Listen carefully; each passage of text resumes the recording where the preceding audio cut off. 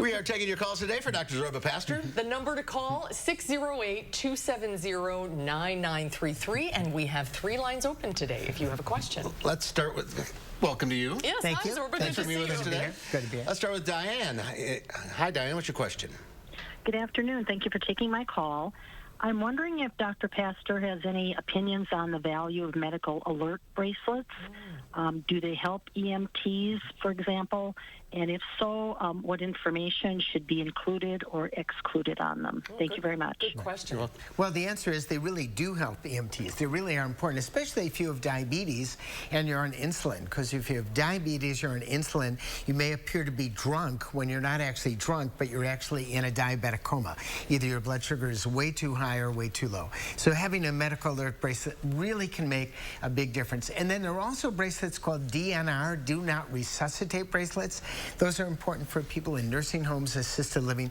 So if you have a terminal disease and all of a sudden you collapse, nobody has to call 911. That's really important. What's the important information you want on that bracelet? You want to have, if you have diabetes, you want to have that. If you're on a medication that could possibly be an issue with an EMT, talk to your doctor about it. But definitely diabetes are one of the things that are on it. That's very, very important. But you don't need to have your address, your phone number, Not at all. all that Not stuff. at all. Okay. All right. All right, let's go to Barb in Portage. Hi, Barb. What's your question?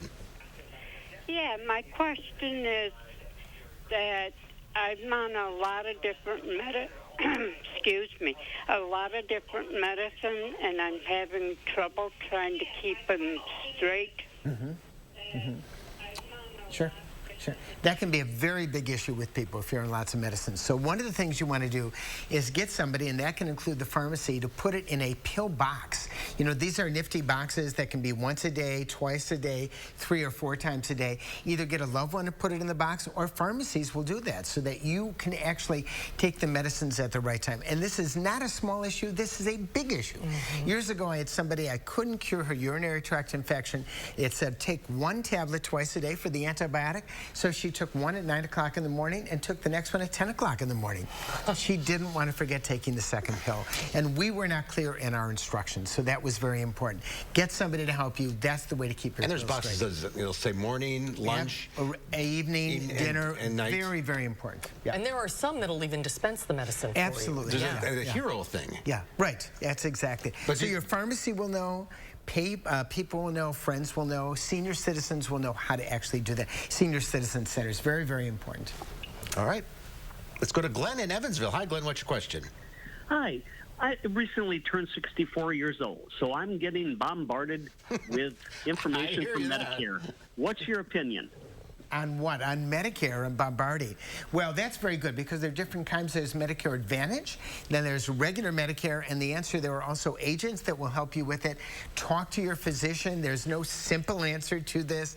It's more complex than you think. When I had to join Medicare, I thought, my goodness, I know a lot of things. How can I not understand this? And the answer is, I'm just like everybody else. So I called for advice, and I talked to other people who are on Medicare to get their advice. Who'd you call? I called a friend of mine who had recently joined on Medicare. She gave me some advice who to call, and it ended up I used a Medicare agent, and that turned out to be very useful for me.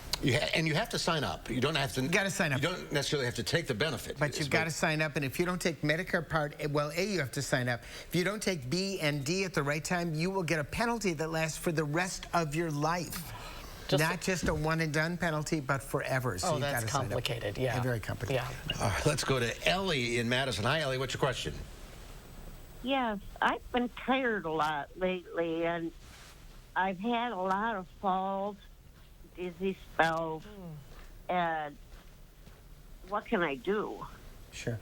Well, first of all, if you've had a lot of falls, it's important to get help because in Wisconsin, falls cause a lot of deaths from fractured pelvis and other things. So what I would recommend, talking to your physician. That's one thing to do. If you don't have a physician that you really can talk to, Senior Citizen Center can make a big difference because there are social workers there that can help you too. But if you're falling, it's really important to get help. We have less than a minute left. Quickly, a lot of barbecues this weekend, Father's Day. A lot of barbecues. Make sure that after you cut meat, after you cut chicken, that you wash wash that board for the veggies because you don't want to get E. coli and salmonella. It will ruin your barbecue. And how long can potato salad be out? It can be forever. Well, it doesn't taste very good, but you don't have to worry about salmonella with regular mayonnaise that you buy. That's an old-fashioned. The regular mayonnaise you buy, like Hellman's, absolutely fine. You can use that all the time. But clean up, and if after any raw raw animal meat, fish, chicken, clean it up. Right. Happy Father's Day. Thank you.